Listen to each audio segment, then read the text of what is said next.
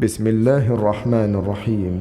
ألف لام را، تلك آيات الكتاب المبين. إنا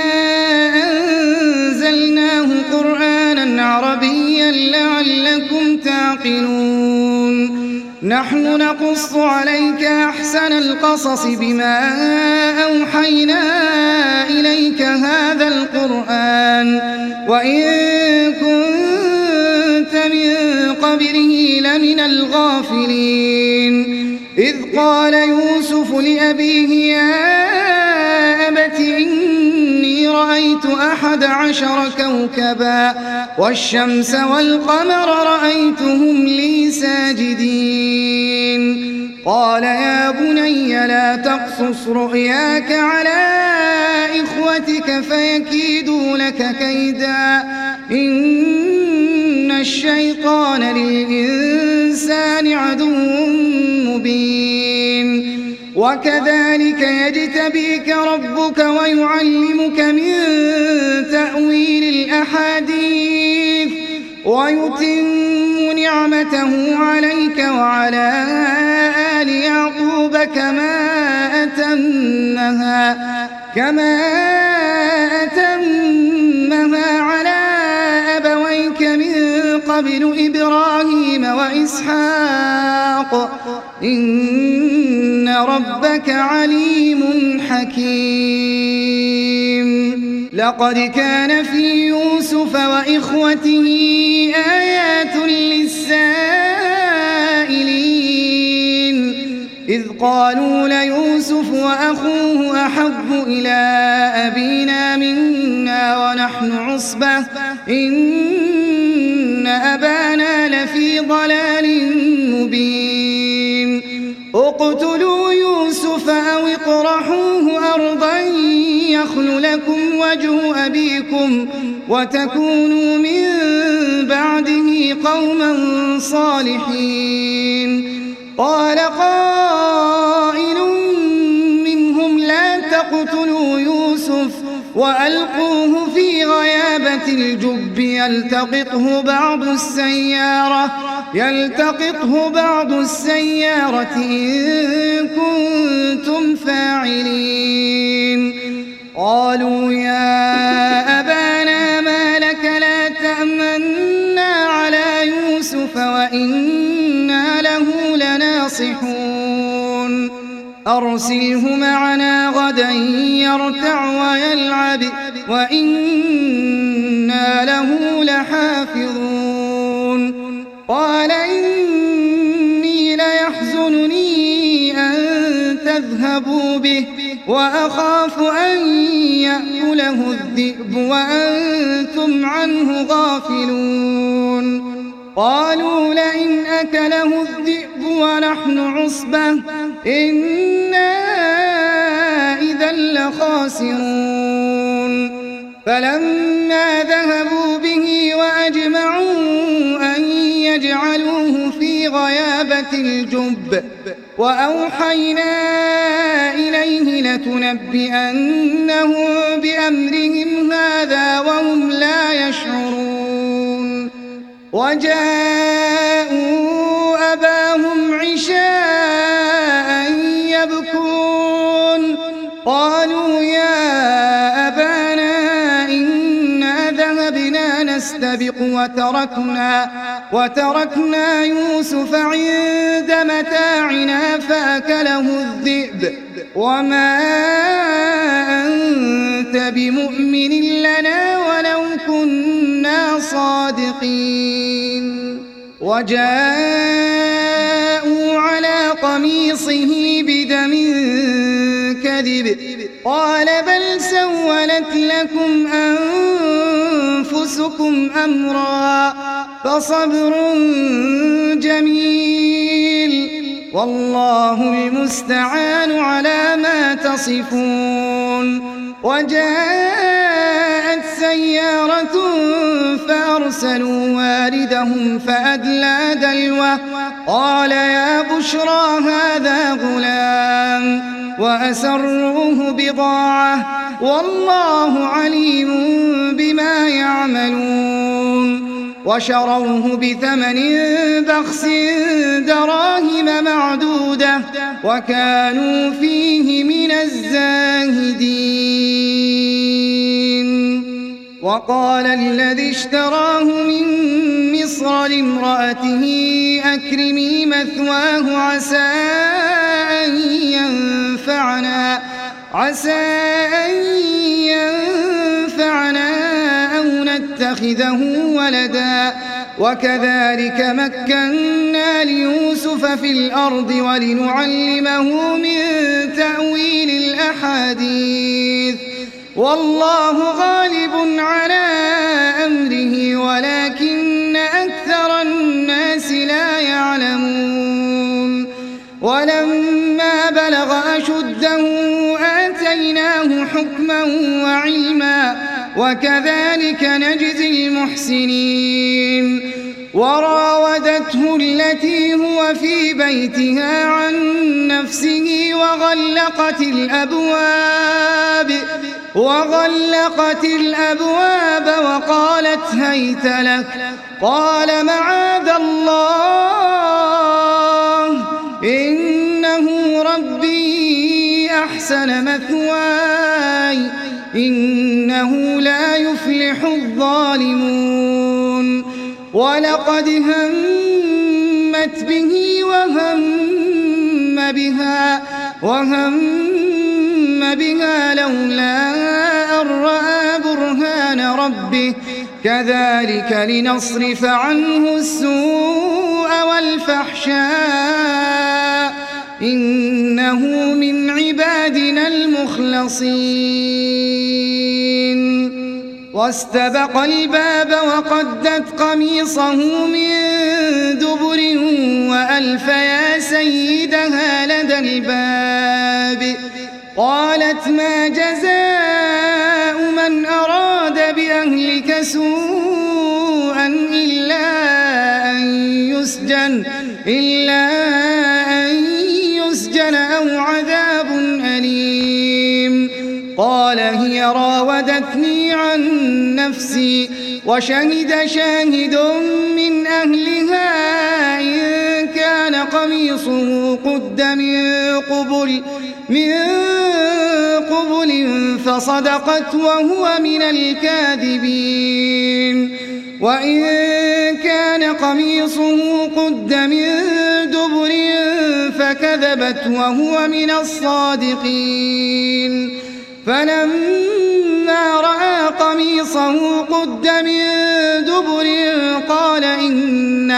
قال إنه من كيدكن إن كيدكن عظيم. يوسف أعرض عن هذا واستغفري لذنبك إنك كنت من الخاطئين. وقال نسوة في المدينة امرأة العزيز تراود فتاها عن نفسه قد شغفها حبا إنا لنراها في ضلال مبين. فلما سمعت بمكرهن أرسلت إليهن وأعتدت لهن متكئا وآتت كل واحدة منهن سكينا وقالت اخرج عليهن. فلما رأينه أكبرنه وقطعن أيديهن وقلن حاش لله ما هذا بشرا إن هذا إلا ملك كريم. قالت فذلكن الذي لمتنني فيه ولقد راودته عن نفسه فاستعصم ولئن لم يفعل ما آمره ليسجنن وليكونن من الصاغرين. قال رب السجن أحب إلي مما يدعونني إليه وإلا تصرف عني كيدهن أصب إليهن وأكن من الجاهلين فاستجاب له ربه فصرف عنه كيدهن إنه هو السميع العليم ثم بدا لهم من بعد ما رأوا الآيات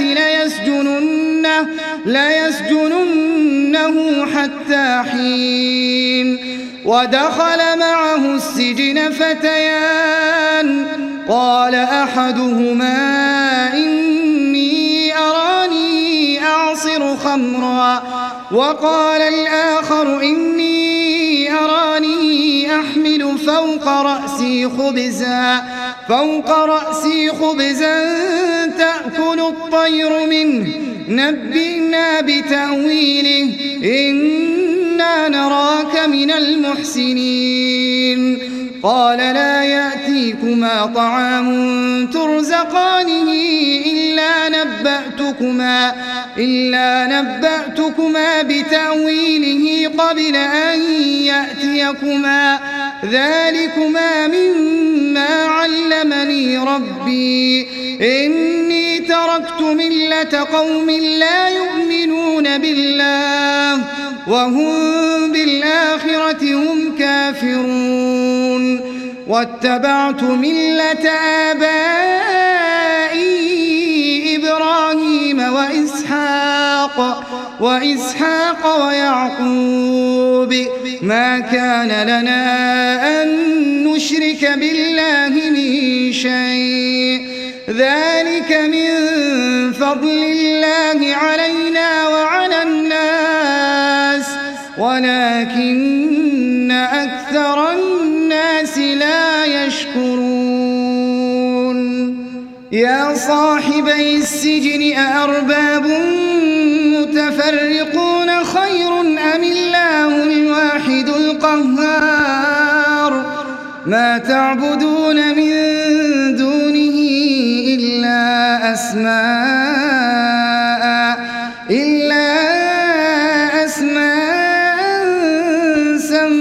سميتموها أنتم وآباؤكم ما أنزل الله بها من سلطان إن الحكم إلا لله أمر أن لا تعبدوا إلا إياه ذلك الدين القيم ولكن أكثر الناس لا يعلمون يا صاحبي السجن أما أحدكما فيسقي ربه خمرا وأما الآخر فيصلب فتأكل الطير من رأسه قضي الأمر الذي فيه تستفتيان وقال للذي ظن أنه ناج منهما اذكرني عند ربك فأنساه الشيطان ذكر ربه فلبث في السجن 9 سنين وقال الملك إني أرى 7 بقرات سمان يأكلهن 7 عجاف و7 سنبلات خضر وأخر يابسات يا أيها الملأ أفتوني في رؤياي إن كنتم للرؤيا تعبرون قالوا أضغاث أحلام وما نحن بتأويل الأحلام بعالمين وقال الذي نجا منهما وادكر بعد أمة أنا أنبئكم بتأويله فأرسلون يوسف أيها الصديق أفتنا في 7 بقرات سمان يأكلهن 7 عجاف وسبع سنبلات خضر وأخر يابسات لعلي أرجع إلى الناس لعلهم يعلمون قال تزرعون 7 سنين دأبا فما حصدتم فذروه في سنبله إلا قليلا مما تأكلون ثم يأتي من بعد ذلك 7 شداد يأكلن ما قدمتم لهن إلا قليلا مما تحصنون ثم يأتي من بعد ذلك عام فيه يغاث الناس وفيه يعصرون وقال الملك ائتوني به فلما جاءه الرسول قال ارجع إلى ربك فاسأله ما بال النسوة اللاتي قطعن أيديهن إن ربي بكيدهن عليم قال ما خطبكن إذ راوتن يوسف عن نفسه قلن حاش لله ما علمنا عليه من سوء قالت امرأة العزيز الآن حصحص الحق أنا راودته عن نفسه وإنه لمن الصادقين ذلك ليعلم أني لم أخنه بالغيب وأن الله لا يهدي كيد الخائنين وما أبرئ نفسي إن النفس لأمارة بالسوء إلا ما رحم ربي إن ربي غفور رحيم وقال الملك ائتوني به أستخلصه لنفسي فلما كلمه قال إنك اليوم لدينا مكين أمين قال اجعلني على خزائن الأرض إني حفيظ عليم وكذلك مكنا ليوسف في الأرض يتبوأ منها حيث يشاء نصيب برحمتنا من نشاء ولا نضيع أجر المحسنين ولأجر الآخرة خير للذين آمنوا وكانوا يتقون وجاء إخوة يوسف فدخلوا عليه فعرفهم وهم له منكرون ولما جهزهم بجهازهم قال ائتوني بأخ لكم من أبيكم ألا ترون أني أوفي الكيل وأنا خير المنزلين فإن لم تأتوني به فلا كيل لكم عندي ولا تقربون قالوا سنراود عنه أباه وإنا لفاعلون وقال لفتيانه اجعلوا بضاعتهم في رحالهم لعلهم يعرفونها إذا انقلبوا إلى أهلهم لعلهم يرجعون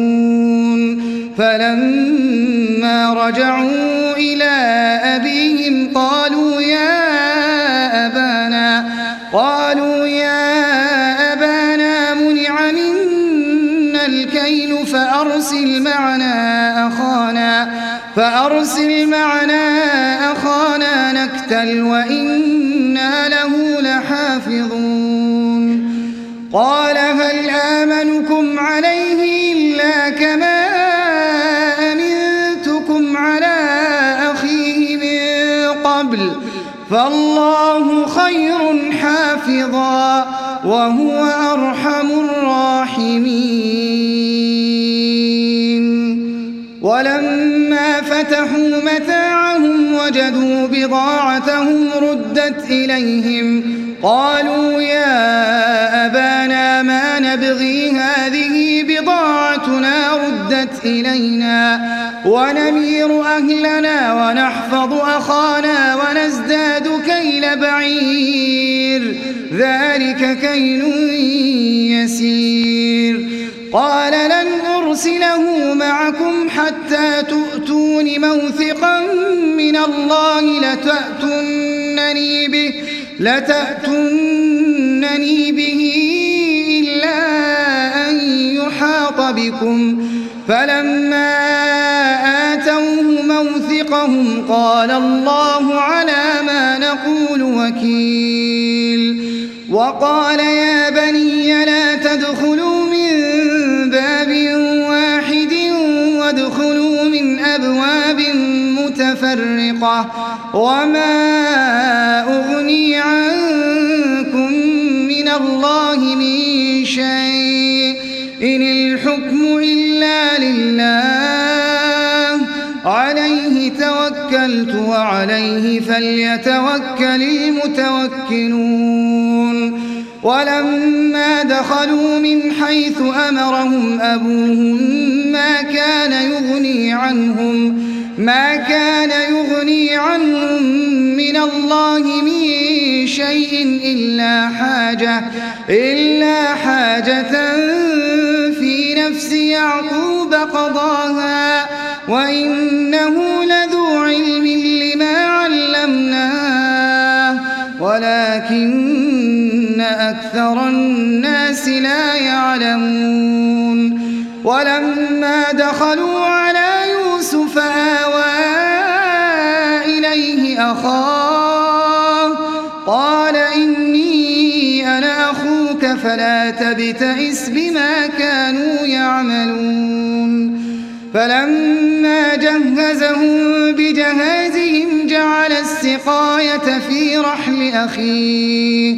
ثم أذن مؤذن أيتها العير إنكم لسارقون قالوا وأقبلوا عليهم ماذا تفقدون قالوا نفقد صواع الملك ولمن جاء به حمل بعير وأنا به زعيم قالوا تالله لقد علمتم ما جئنا لنفسد في الأرض وما كنا سارقين قالوا فما جزاؤه إن كنتم كاذبين قالوا جزاؤه من وجد في رحله فهو جزاؤه كذلك نجزي الظالمين فبدأ بأوعيتهم قبل وعاء أخيه ثم استخرجها من وعاء أخيه كذلك كدنا ليوسف ما كان ليأخذ أخاه في دين الملك إلا أن يشاء الله نرفع درجات من نشاء وفوق كل ذي علم عليم قالوا إن يسرق فقد سرق أخ له من قبل فأسرها يوسف في نفسه ولم يبدها لهم قال أنتم شر مكانا والله أعلم بما تصفون قالوا يا أيها العزيز إن له شيخا كبيرا فخذ أحدنا مكانه إنا نراك من المحسنين قال معاذ الله أن نأخذ إلا من وجدنا متاعنا عنده إنا إذا لظالمون فلما استيئسوا منه خلصوا نجيا قال كبيرهم ألم تعلموا أن أباكم قد أخذ عليكم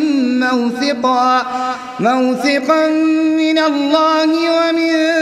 قبل ما فرطتم في يوسف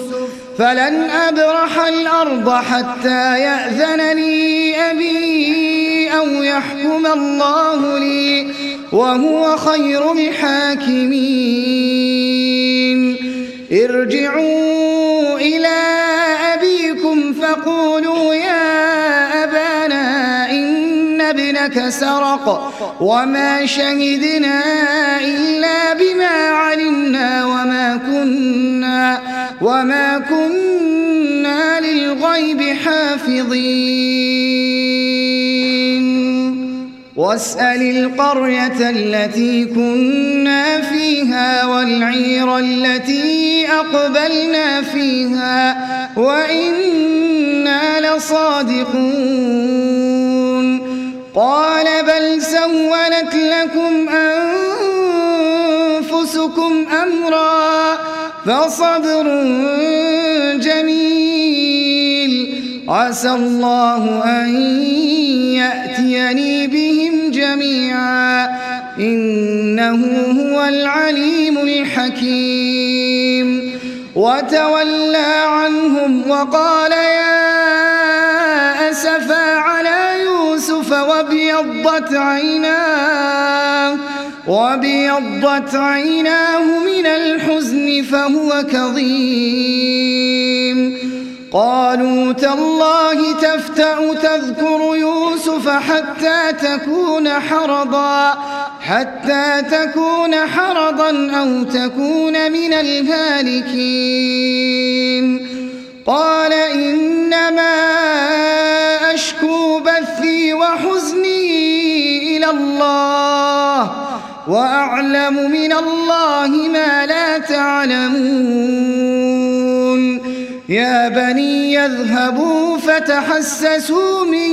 يوسف وأخيه ولا تيأسوا من روح الله إنه لا ييأس من روح الله إلا القوم الكافرون فلما دخلوا عليه قالوا يا أيها العزيز مسنا وأهلنا الضر وجئنا ببضاعة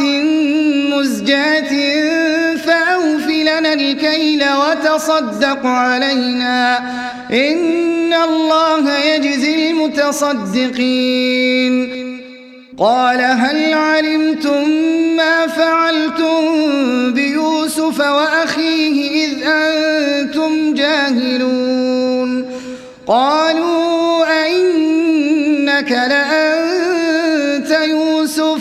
قال أنا يوسف وهذا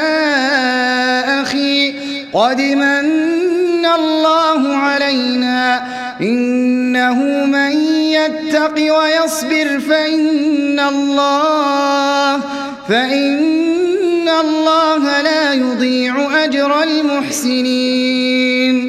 قالوا تالله لقد آثرك الله علينا وإن كنا لخاطئين قال لا تثريب عليكم اليوم يغفر الله لكم وهو أرحم الراحمين اذهبوا بقميصي هذا فألقوه على وجه أبي يأت بصيرا وأتوني بأهلكم أجمعين ولما فصلت العير قال أبوهم إني لأجد ريح يوسف لولا أن تفندون قالوا تالله إنك لفي ضلالك القديم فلما أن جاء البشير ألقاه على وجهه فارتد بصيرا قال ألم أقل لكم إني أعلم من الله ما لا تعلمون قالوا يا أبانا استغفر لنا ذنوبنا إنا كنا خاطئين قال سوف أستغفر لكم ربي إنه هو الغفور الرحيم فلما دخلوا على يوسف آوى إليه أبويه وقال ادخلوا مصر إن شاء الله آمنين ورفع أبويه على العرش وخروا له سجدا وقال يا أبت هذا تأويل رؤياي من قبل قد جعلها ربي حقا وقد أحسن بي إذ أخرجني من السجن وجاء بكم من البدو من بعد أن نزغ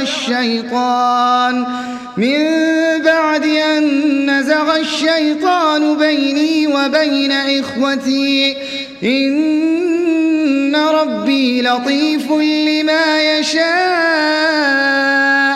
إنه هو العليم الحكيم رب قد آتيتني من الملك وعلمتني من تأويل الأحاديث فاطر السماوات والأرض أنت ولي في الدنيا والآخرة توفني مسلما وألحقني بالصالحين ذلك من أنباء الغيب نوحيه إليك وما كنت لديهم إذ أجمعوا أمرهم وهم يمكرون وما أكثر الناس ولو حرصت بمؤمنين وما تسألهم عليه من أجر إن هو إلا ذكر للعالمين وكأين من آية في السماوات والأرض يمرون عليها وهم عنها معرضون وما يؤمن أكثرهم بالله إلا وهم مشركون أفأمنوا أن تأتيهم غاشية من عذاب الله أو تأتيهم الساعة بغتة وهم لا يشعرون قل هذه سبيلي أدعو إلى الله على بصيرة أنا ومن اتبعني وسبحان الله وما أنا من المشركين وما أرسلنا من قبلك إلا رجالا نوحي إليهم من أهل القرى أفلم يسيروا في الأرض فينظروا كيف كان عاقبة الذين من قبلهم ولدار الآخرة خير للذين اتقوا أفلا تعقلون حتى إذا استيأس الرسل وظنوا أنهم قد كذبوا جاءهم نصرنا فنجي من نشاء ولا يرد بأسنا عن القوم المجرمين لقد كان في قصصهم عبرة لأولي الألباب ما كان حديثا يفترى ولكن تصديق الذي بين يديه وتفصيل كل شيء وهدى ورحمة لقوم يؤمنون.